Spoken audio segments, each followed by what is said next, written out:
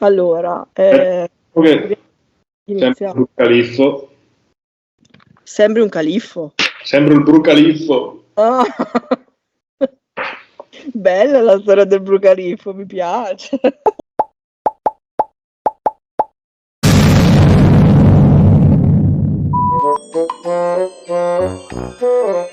Uno, due, Ma è bello così. tre.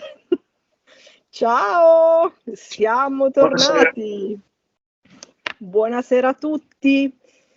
Siamo di nuovo qua a raccontarvi delle storie sull'intaglio, su questo mondo prezioso dell'intaglio. Questa puntata, perché non possiamo dire settimana, visto che non abbiamo ancora raggiunto un definitiva posizionamento nel tempo di questo format, abbiamo avuto la fortuna sfacciata di avere di nuovo un commento e un suggerimento su cosa parlare. Il suggerimento era di parlare praticamente della nostra prima volta, ma come intagliatori, quindi non andiamo su lot, e di parlare come ci siamo avvicinati, insomma, delle cose che sono successe. Quindi io metto il timer. Cosa facciamo? 15 o 20 tacchi? Bisogna essere prolissi, facciamo 20 stavolta. Vuoi fare 20? Rischione. Va bene, segnato. Vai, allora io direi che visto che ti parlo sempre sopra, ti lascio la parola e puoi iniziare tu e dici un po' com'è andata per te, dai. Allora, era il periodo più o meno del Covid, più o meno. Sì, più o meno sì, era il periodo del Covid. E praticamente non abitavo ancora in questa casa, ma abitavo in un palazzo e non c'era mica tanto da fare, no? Quindi eri chiuso in casa o guardavi YouTube oppure giocavi a carte, insomma, facevi le cose, facevi le pizze, le torte. No? Solo che io non me la cavo tanto bene in cucina.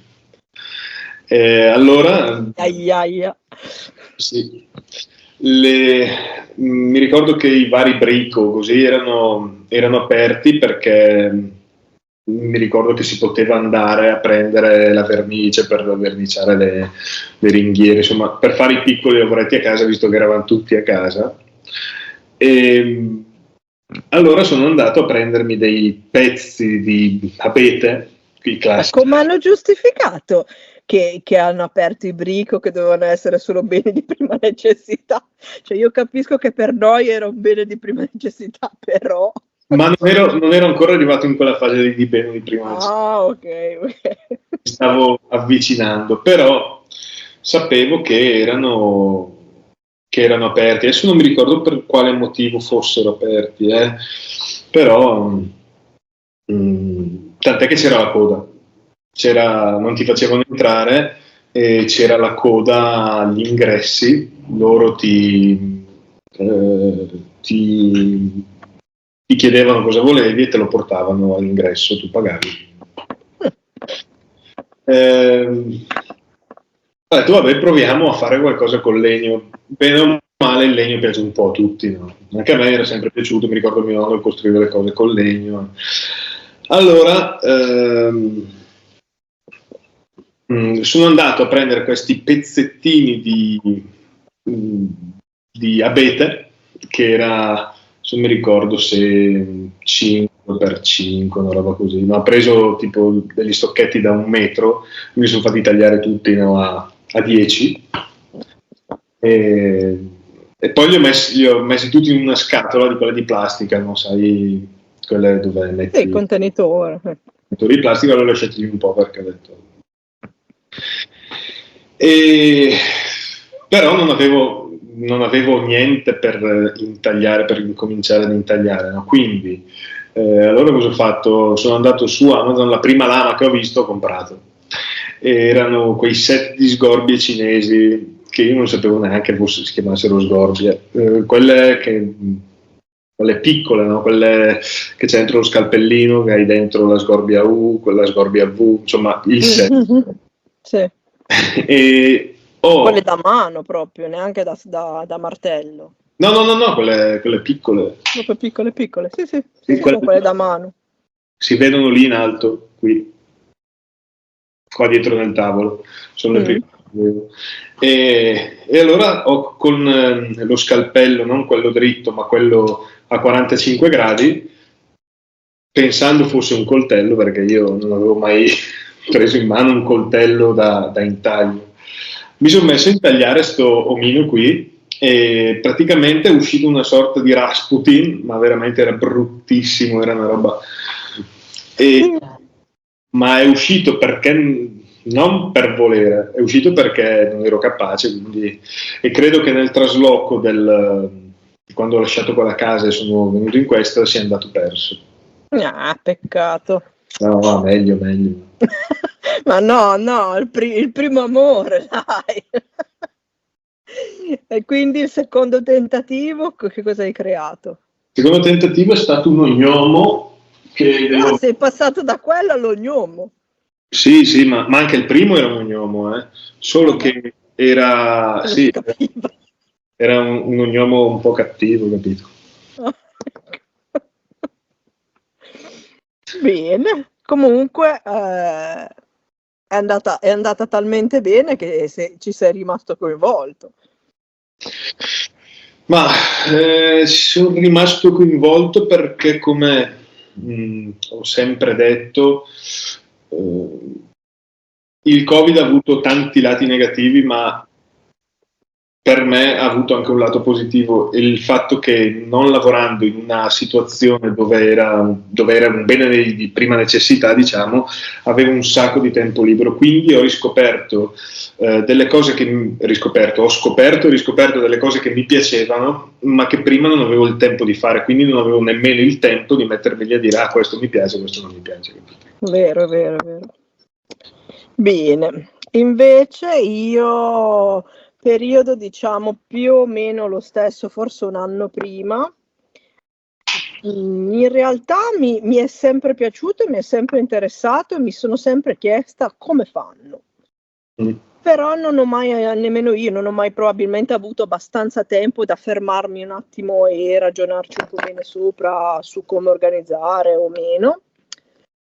Finisco per puro caso in Slovacchia d'estate ad un festival di hippie praticamente, e qua ho trovato un mare di intagliatori che facevano anche workshop.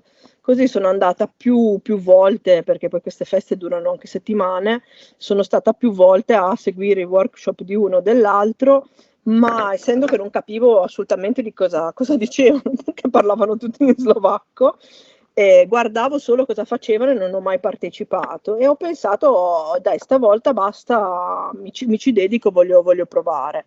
E nonostante che quasi tutti loro facessero coltelli, sì, che facessero cucchiai, non so perché il cucchiaio non mi ha mai attirato poi pienamente. Quindi sono arrivata a casa e ho pensato, mi ricordo che era proprio sono proprio arrivata dall'aereo e dal tragitto aereo-casa mi sono comprata dei taglierini, perché era la cosa unica che si trovava nel brico, non c'erano altro, non c'era un coltello da comprare. Avevo visto che loro usavano i coltelli, le sgorbie, ma avevano solo dei taglierini infami, non avevano altro. Ho detto vabbè, lo prendo, e ho preso un set di taglierino un poco più che da carta. E sono arrivata a casa e non avevo legno preparato. Avevo visto un video di Linker che faceva un orsetto e ho detto dai, sto orso mi piace, io sono quella dei panda, mi piace, e ho trovato un pezzo di squadratino della risulta della costruzione del tetto della casa, che avrete che è capitato lì abbandonato, e ho iniziato a intagliare quello, ma era legno Douglas trattato, molto molto duro, perché doveva sostenere il tetto della casa, e io l'ho ritagliato con un taglierino da carta praticamente. Non avevo più le mani, però è stato molto molto bello, e il risultato è qua tra noi ancora. Devo mettermelo in faccia perché non so perché mi sfuoca, che nonostante che ha passato dei mesi dentro una borsa è conciato ancora bene. cioè era super rudimentale con questi piedi enormi, però tutto sommato diciamo che è venuto. Sì. E quindi mi sono esaltata e ho detto cavolo, ma allora è possibile? E di lì ho comprato poi il mio primo coltello, che era uno Stubai che mi ha fatto cagare, non l'ho mai potuto soffrire. Poi ho comprato degli altri coltelli e pian piano ho semplicemente continuato. Ho visto tutto sommato quasi pochi video di tutorial. Una volta che ho capito più o meno che insomma questa cosa può avere un 3D, che ci si può lavorare sopra, ho fatto tante prove finché non sono venuti degli oggetti. Però adesso che mi viene in mente, il primissimo in realtà che ho fatto era, ho preso un pezzo di ramo, un rametto, e non ho ragionato che non c'era lo spazio di farci qualcosa. E quindi l'ho spelato un pochettino, ho tolto tutta la corteccia bene. E poi a un certo punto ho capito che praticamente era una matita, cioè cosa ci facevo? Così l'ho arrotondato un pochettino così, ho fatto una specie di ovetto lunghissimo e poi ho applicato un becco e ho fatto un uccellino, ci ho messo poi i 2 piedini e col ferro e l'ho legato a un rametto. Mi ricordo che l'ho portata a mia madre e gli ho detto guarda cosa sono riuscita a fare, lei l'ha guardato con uno schifo, come dire sì vabbè lascia perdere, vai a fare qualcos'altro. E non so come ho avuto il coraggio di continuare dopo una simile stroncatura, però ho continuato e sono ancora qua. E poi ovviamente durante il Covid, sì, io ho avuto la fortuna che abito proprio in piena campagna e quindi io non sapevo neanche questa storia dei brico.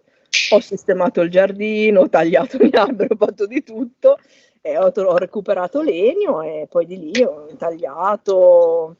No, mi sono un po' più organizzata e diciamo che lì io ero già che sapevo un attimino dove stavo andando, via. Forse un annetto di differenza da te. Sì, beh, ma il punto è che io sapevo quella storia qui dei brico perché facendo il trasloco mi servivano delle cose per sistemare casa e quindi dovevo per forza andare al brico. E lì hai unito le due cose. Beh, comunque bella fortuna, cioè se hanno lasciato un minimo d'apertura, se non altro uno ha potuto fare qualcosa. Ma sì, ma anche delle piccolezze che possono essere quelle che non riesci a capire perché sei troppo impegnato dal lavoro. Difatti, durante il periodo, capendo questa cosa, ho cambiato anche lavoro. Sì, lavoro sì. che mi dava più, come si può dire, mi dava più... Cioè, durante il periodo del Covid, dopo il periodo del Covid, ma durante il periodo del Covid è maturata questa cosa di cambiare lavoro. Ho scelto un lavoro che mi dava più tempo libero. Sì. Sì, penso che in tanti si siano finalmente fermati ed è stata dura sicuramente per gente impegnata a muoversi tanto, fermarsi sarà stato un delirio, immagino, però questo fermarsi ci ha fatto ragionare su che vita stavamo facendo, che vita portavamo avanti.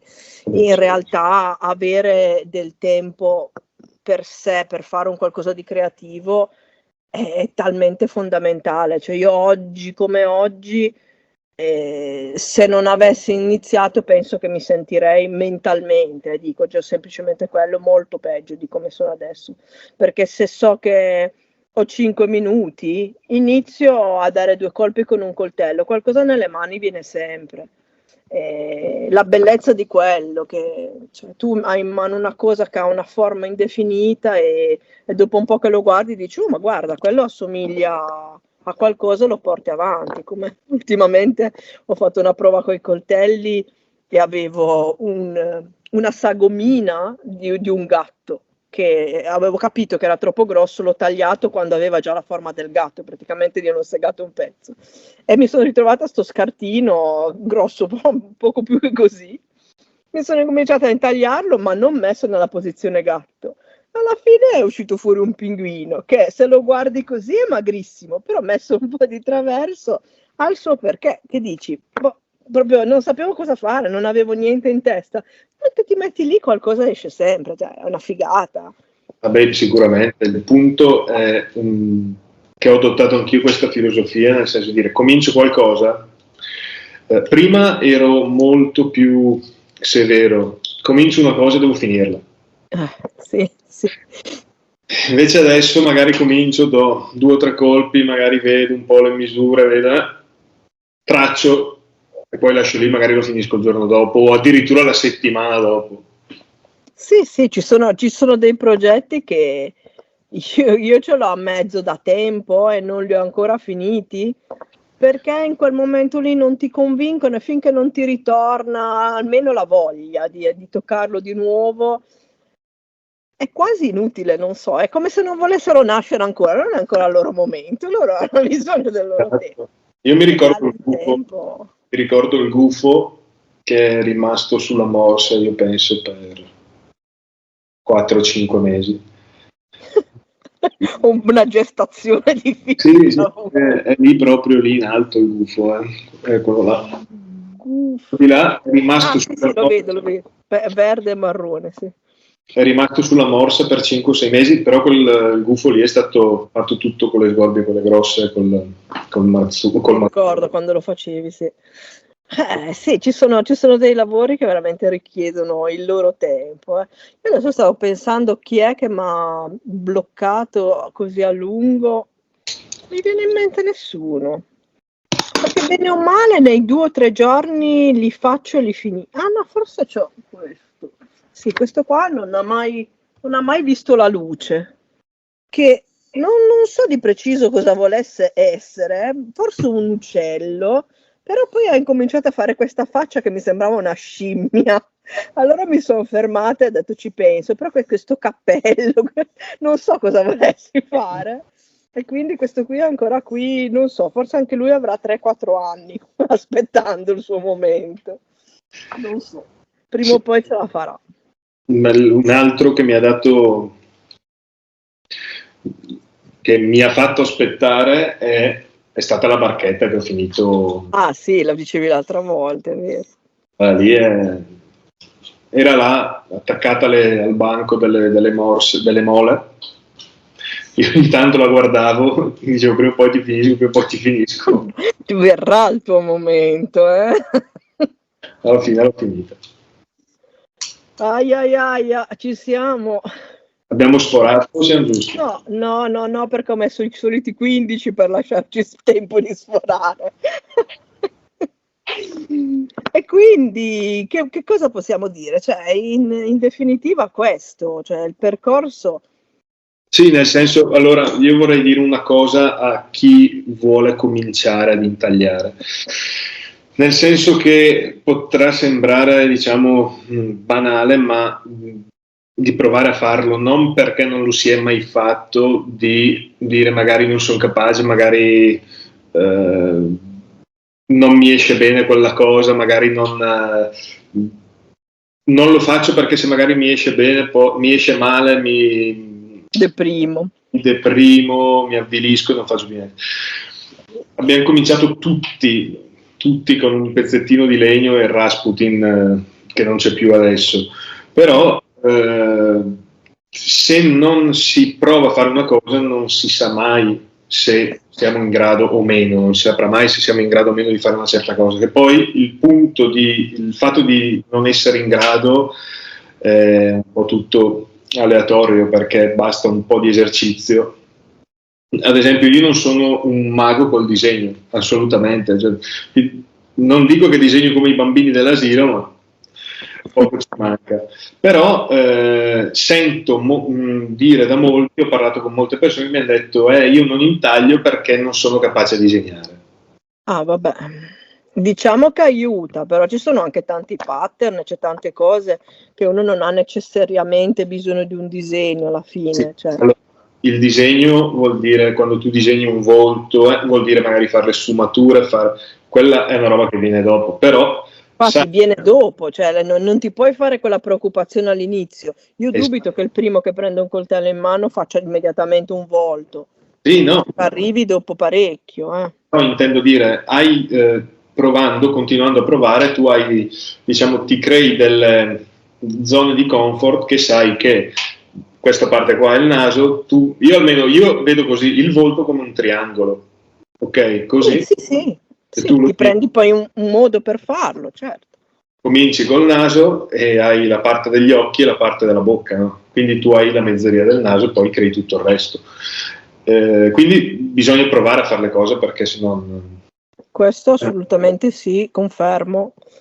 Provare, anche perché potrebbe anche essere che non vi piace. Quello sì. Quello può succedere tranquillamente, perché visto fare a uno sembra tutto molto semplice, anche quando muovono le mani su quel legno, come scorre bene, come non è faticoso, come è tutto fluido, e poi non è, cioè fa fatica, ci sono dei punti che non taglia così bene, ci sono delle cose da pensare. Bisogna avere anche una certa mente, una certa, non dico capacità, perché la capacità secondo me ce l'hanno chiunque, però già uno che è nervoso secondo me non ce la può fare, perché comunque è una cosa che ci devi dedicare il tempo e lasciarti il tempo per farlo. Non devi volere il risultato subito, oppure non ti devi arrabbiare se ti è venuto male. No, a parte... è una cosa proprio per tutti. Secondo me vederlo e farlo sono sempre due cose diverse. Se provi e ti piace, sei dei nostri. Quello è senz'altro così. Il punto è che se sei nervoso bisogna sempre ricordarsi che si stanno maneggiando delle robe che tagliano, ma tagliano forte. Non so se vedete. Nuova questa. 3. Complimenti. Io non ho più intagliato, quindi non saprei. No, ho intagliato quel babacetto, ma non mi è successo niente. Lo considero quasi un non intaglio, 15 minuti è andato via, quindi non mi sono neanche resa conto. Bene, e quindi speriamo di aver soddisfatto la nostra cara ascoltatrice, che mi ricordo che è un'ascoltatrice, poi segniamo il nome bene. Credo che si chiami Serena. Serena, bravo, ti ricordi anche quello. Io ho memoria di un criceto morto, quindi no, però l'avrei sicuramente messo sul video. E quindi rinnoviamo, per favore, il prossimo argomento, e speriamo di potervelo dare presto, e vediamo tra i tuoi cordoli quando riesci. I cordoli li ho verniciati tutti. Dimmi. Li ho verniciati tutti. Già fatto, finito. E allora, questa prossima puntata si può fare a brevissimo, se non continuo io. Domani. Sì, ci sta, dai. Dai, ce la possiamo fare, quindi mi raccomando, anche voi siate con noi, diteci sto argomento per favore, e quindi basta. Cosa gli vogliamo dire di più? Ci possiamo vedere anche al prossimo video.